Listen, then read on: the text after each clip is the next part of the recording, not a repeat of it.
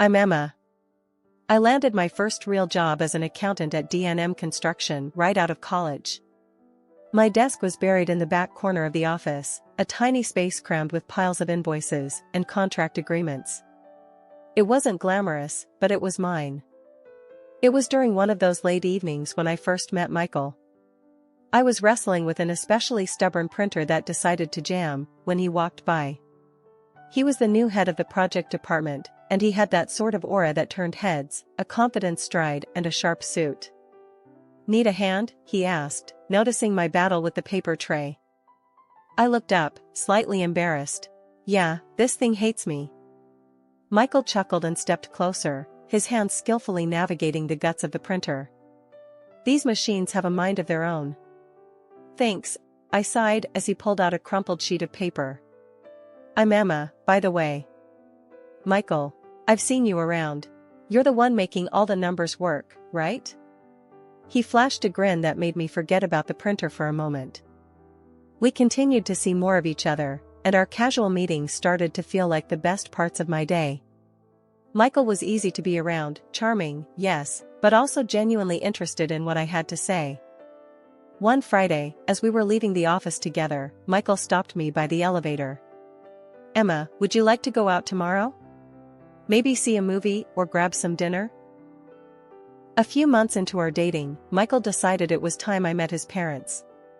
He still lived with them in a small, cozy apartment cluttered with family photos and keepsakes.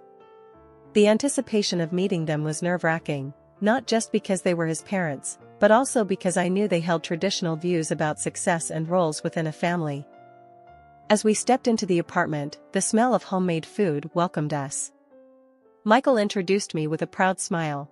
"Mom, Dad, this is Emma, the woman I told you about." His mother, Linda, scrutinized me from head to toe, then offered a stiff smile as she shook my hand. "So, Emma, where do you work?" she asked, her voice laced with curiosity, but somehow sharp. "I'm an accountant at D&M Construction," I replied, trying to sound confident. "An accountant, huh?" His father, George, chimed in, leaning back in his chair. "Well, our Michael is the head of new projects. Quite a significant role, right, Michael?" Michael nodded. "Yeah, Dad, but Emma's job is crucial too. She handles a lot of the company's finances." Linda and George exchanged looks, their expressions unreadable. "Yes, but you're the one with a career that's going places," Linda said, turning her gaze back to me. "An accountant is nice, dear, but Michael is making real strides in the company." The air thickened with that statement, and I forced a smile, feeling my stomach twist. It was clear they saw a hierarchy where their son stood on top, and I was just there. The dinner progressed with small talk and an undercurrent of judgment. I could tell they were assessing my every word, my every move, to see if I measured up to their expectations for their son. Not long after that uncomfortable dinner, Michael popped the question in our favorite park. It was surreal. There he was, down on one knee, with the most earnest look in his eyes. My joy was palpable. "Yes, Michael, yes." As we started planning our life together, the bubble of our engagement was pricked by the reality of his parents' influence. One evening, while Michael was helping his mom with dishes after another dinner at their place, Linda pulled me aside. "Emma, dear," she began, her voice low and serious, "Michael has a promising future. And with such a future, we just think it's wise to organize things properly." "What do you mean, organize?" "A prenuptial agreement, dear. It's just practical," she explained, her tone implying that it was a foregone conclusion. The word hit me like a ton of bricks. "Prenup? Are you suggesting I might go after Michael's money?" "It's not personal, dear. It's precautionary," she answered, her voice soft but firm. When Michael and I were finally alone in the car, I couldn't keep it in anymore. "Michael, your mom wants us to sign a prenup." He didn't seem surprised. "Yeah, she mentioned it to me too. It's just a safety net." He tried to reassure me, reaching out for my hand. I pulled away, feeling betrayed. "Feels more like a trap, Michael." He looked hurt. "It's not a trap. It's just how my family handles things. They want to protect what we're building." The rest of the ride was silent, each of us lost in our thoughts. At home, Michael brought out the prenup papers. They lay on our kitchen table, like an uninvited guest. "Look, Emma, it's straightforward. We'll both be protected," he said, attempting to bridge the gap between us. I leafed through the document, each clause tightening the knot in my stomach. "This doesn't protect us, Michael. It protects you from me. We can change anything you're not comfortable with," he offered, but his voice lacked conviction. We spent the next few hours going over every line, negotiating terms that felt less like a betrayal. It was tough, arguing over hypotheticals that felt like they could tear us apart. But by the end of the night, we forged something that looked less like his parents' will and more like a mutual agreement. Adjusting to married life in our little rented apartment came with its own set of joys and challenges. At first, everything felt new and exciting, even the mundane tasks of setting up home and figuring out who does what. Michael and I fell into a comfortable routine, filled with small celebrations of our new life together. At work, I kept on with my accounting duties, just another face among many in a large company. But things started to shift when, a year into our marriage, my boss, Mr. Thompson, called me into his office. He was a man of few words, and even fewer smiles. "Emma, you've been pulling some impressive numbers. I see potential in you," he said, his voice gruff, but not unkind. I was taken aback, unsure of what this meant. "Thank you, Mr. Thompson. I appreciate your confidence in me." "It's not just confidence," he continued, shuffling papers on his desk as if looking for evidence of my hard work. "It's fact. I'm promoting you to chief accountant." The promotion came as a shock, but it was a welcome one. I couldn't wait to share the news with Michael, thinking he'd be thrilled.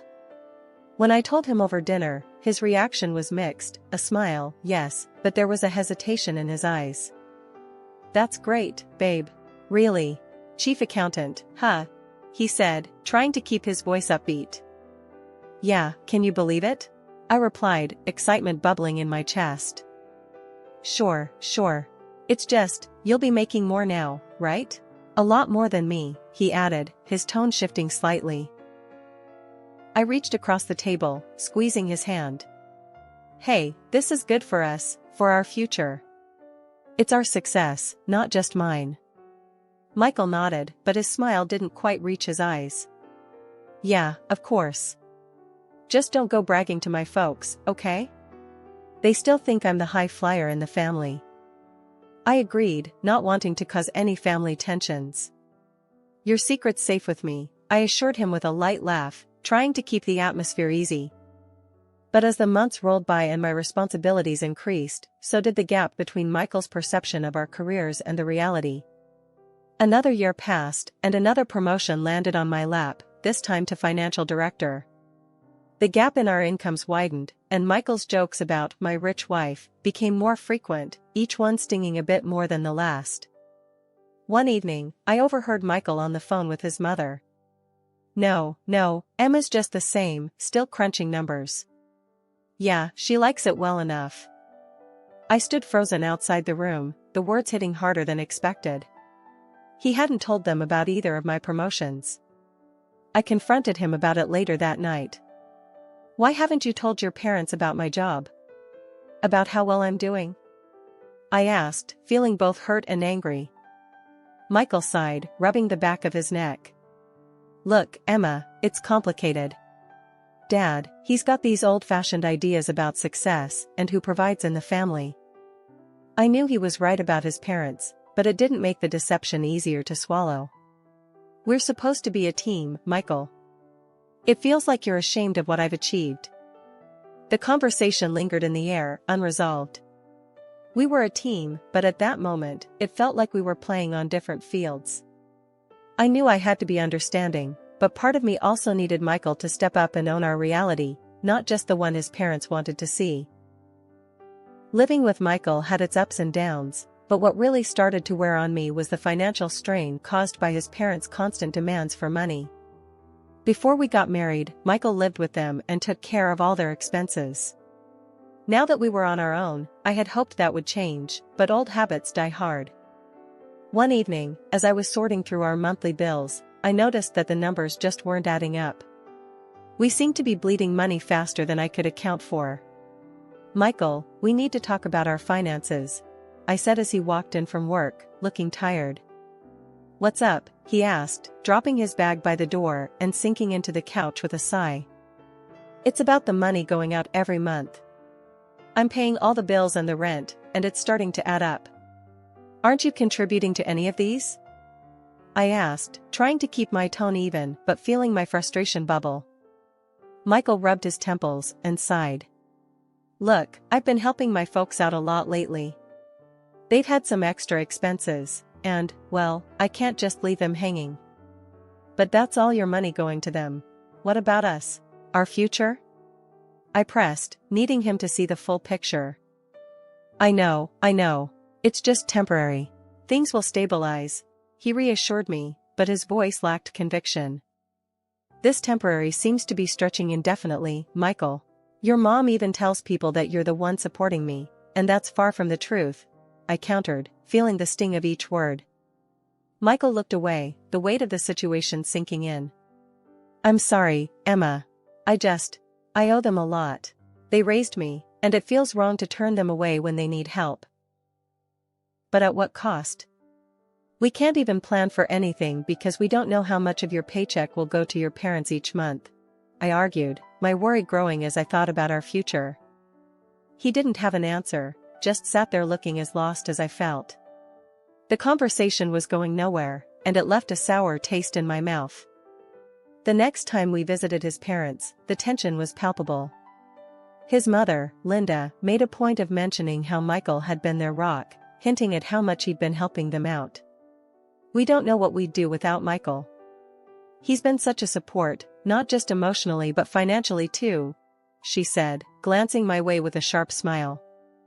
As days turned into weeks with no change, I began to wonder if we'd ever find our way out of this mess, or if the weight of his obligations to his parents would always overshadow our plans and dreams. As time marched on, the idea of buying our own place started to seem more like a necessity than a luxury. I broached the subject with Michael one night while we were cleaning up after dinner. "Michael, I've been thinking," I started, wiping down the counter.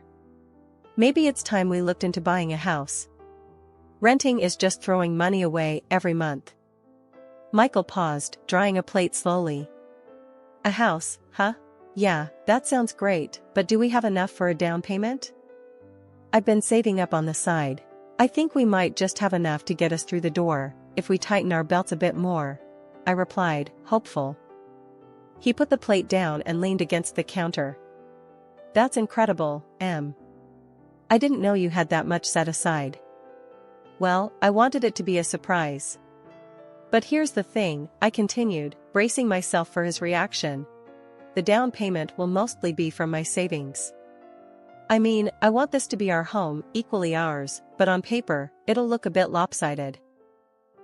Michael's face fell slightly, and he nodded. "I get it. Your money, your rules. I just wish I could chip in more." "It's not about rules, Michael. It's our home. But legally, I think it would make sense to have the house under my name, just for now," I explained, trying to keep the conversation light but firm. Michael sighed, scratching his head. "Yeah, I guess that makes sense. As long as we're together in this, that's what counts, right?" "Exactly, we're in this together," I reassured him, reaching out to squeeze his hand. We started house hunting that weekend, and it didn't take long before we found a small, charming place that felt just right. Once the house was officially ours, I took on the mortgage payments, and we moved in. It felt like a fresh start, a real part of our future taking shape. But old habits and secrets don't just stay behind, especially not Michael's tendency to shield his parents from our reality. One evening, I overheard Michael on the phone in our new study. "No, Mom, the house is great. Yeah, Emma's really done well for herself." I'm keeping up, don't worry," he said, his voice low. When he came out, I confronted him. "Why do you keep doing that? Making it sound like I'm the one pulling all the weight." Michael flinched, then exhaled deeply. "I didn't mean anything by it, Emma. It's just easier this way. They think I'm doing well, too. Let's just enjoy our new home, okay? We'll deal with my parents later. I nodded, reluctantly letting the issue go, but it gnawed at me. Our home was supposed to be our sanctuary, not another stage for half-truths and tiptoeing around delicate egos. Life at home was tense after Michael's latest career hiccup. He was always on edge, trying to secure a promotion by hustling harder at work, making deals left and right. He seemed more desperate to prove himself, especially to his parents. One evening, while Michael was late again, caught up in meetings, I stumbled upon some documents sprawled across our home office desk. The top sheet caught my eye, a contract proposal with a company I recognized as recently declared bankrupt. Alarm bells rang in my head. Signing with a bankrupt company could jeopardize not only Michael's position but could also drag our company through the mud. When Michael finally came home, I confronted him. "Michael, what's this about signing with a company that's bankrupt? Do you realize the risks involved?" He brushed me off with a wave of his hand, his eyes glued to his phone. "I know what I'm doing, Emma. This deal could be a big break for me. But it's a reckless move. It could backfire on you, and on both of us. Please, think this through," I pleaded, hoping to get through to him. Michael scoffed. "Look, Emma, I get that you're trying to help, but I know how to handle my job. These are the risks we have to take in the business world." A few weeks later, my worst fears came true. Michael came home, paler than usual, slumping into a chair across from me in the kitchen. "I was fired today," he muttered, avoiding my gaze. I was furious and scared but managed to keep my voice steady. "What are we going to do now? You know we have the mortgage and all our other bills." Michael was quiet, then he looked up with a desperate sort of determination. "Just, don't tell my parents, okay? They can't know about this. It would crush them." So I agreed, more out of shock than anything else, and we pretended nothing had changed when his parents called or visited. But now, with only my income, the financial strain was immense. I handled our expenses alone, feeling the burden of each bill. One day, Michael came to me, hesitant. "Emma, I need to ask you for something. It's about my parents, they need some financial help again. Could we?" I cut him off, unable to hide my frustration. "You want me to give more money to your parents now? When we're barely scraping by with your job gone and me covering everything?" Michael flinched. "It's just that they're really strapped this month, and I promised." "No, Michael. Just no. I'm stretched thin as it is. You need to sort this out. Find a job, any job," I snapped, the stress boiling over. He didn't say anything, just walked away, and we didn't speak for the rest of the week. Losing my mother was one of the hardest things I've ever had to endure. The only silver lining was the small house she left me, a quaint place where I had so many childhood memories. Not long after the funeral, my mother-in-law, Linda, brought up the house. "You know, dear, it might be best if you sold that little house. You could use the money to help us," she suggested during one of their visits. I was stunned by her audacity. "It's my house, Linda, and I'm going to keep it. I've decided to rent it out to help pay off our mortgage," I responded, trying to keep my cool. Linda frowned, clearly not happy with my decision, but she didn't push further at the time. I was too overwhelmed with work and managing our finances to handle the rentals myself, so I asked Michael to find us tenants. A few weeks later, he told me he'd found the perfect tenants, an elderly couple looking for a place just like my mom's house. Trusting him, I thought nothing more of it until a few months later when I realized that no rent had been deposited into my account. Concerned, I decided to visit the house and speak with the tenants directly. When I arrived, the sight before me was like a slap in the face. Michael's parents were lounging in the living room, completely at home. "What the hell is going on here?" I demanded, my voice shaking with rage. Linda looked up, not the least bit ashamed. "Oh, hello, dear. Michael said we could stay here. Isn't it lovely?" "I was expecting tenants who would pay rent, Linda. Not you living here rent-free." I shot back, feeling betrayed. We're family, dear. We thought you wouldn't mind, she replied, her tone dismissive. I stormed out and called Michael right then and there. Why are your parents in my mother's house? You told me you rented it out to an elderly couple. They are an elderly couple, Emma. And they needed a place. You can afford to help out. Michael tried to justify over the phone. This is not helping, Michael. This is taking advantage. I'm paying our mortgage alone, and now this? Your parents need to leave. Now. I said firmly, my decision absolute. Michael was silent for a moment. Emma, they have nowhere else to go. They sold their apartment. They thought. I don't care what they thought. They have until the end of the week to move out. I cut him off, too angry to care about anything else. The conversation ended badly, with Michael pleading and me standing my ground. When I confronted his parents again, telling them they needed to leave, Linda lashed out. You can't do this to us, Emma. We're family. Where's your heart? She cried out, her words bitter and cold. My heart is trying to keep my head above water, Linda. You need to leave. I replied, my voice firm, despite the tremor I felt inside. They didn't move willingly. I had to call the police to escort them out after they refused to leave by the deadline. Linda's parting words were venomous, cursing me and calling me heartless. Walking back into my own home after the mess with the police, I was hoping for some peace, maybe a moment to gather my thoughts. But the universe had other plans. As soon as I opened the door, the first thing I heard was the murmurs from the living room, my mother-in-law's voice unmistakably sharp. I dropped my keys on the hall table and walked in to find Linda and George sitting there, coffee in hand, chatting with Michael. Their expressions turned, fixing me with looks that ranged from accusatory to outright hostile. Michael stood up abruptly, his face red with anger. How could you do that to my parents, Emma? Apologize, now. Linda chimed in, her tone dripping with disdain. You've shown your true colors today, Emma. You're unworthy of our family. I think you should leave this house, it belongs to our son. And as if to twist the knife a bit deeper, she added, remember the prenup. You won't get a thing from us, and Michael will have the house. I stared at them, the absurdity of the situation almost laughable. Michael nodded along with his mother's words, a smug look on his face. That's right, Emma. You're my wife, you should listen to me, obey me.